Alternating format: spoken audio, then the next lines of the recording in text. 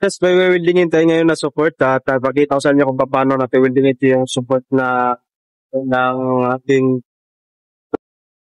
ayan, ito-weld natin to vertical at horizontal. Pakita ko sa inyo kung paano ito wildingin. Ito tapos na itong ating joint. Ito na lang yung support natin ng kulang. So, wildingin natin. Ang ating amperahe gagamitin ay ito. At ang amperahe na gagamitin natin ay ibaba natin to ng 50. Yan. Yan na po yung ating power na gagamitin kasi vertical yun at galvanized. Kailangan natin na babaan natin puti para dilikit yung ating welding rod masyado. At gagamit tayo ng welding rod na 2.5 mm na 7018 yung ating welding rod gagamitin.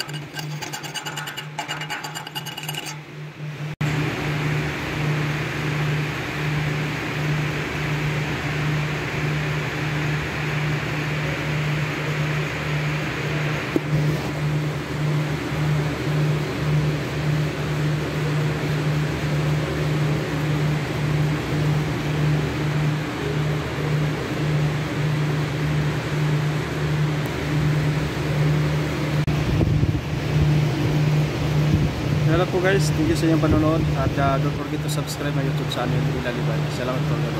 God bless us all.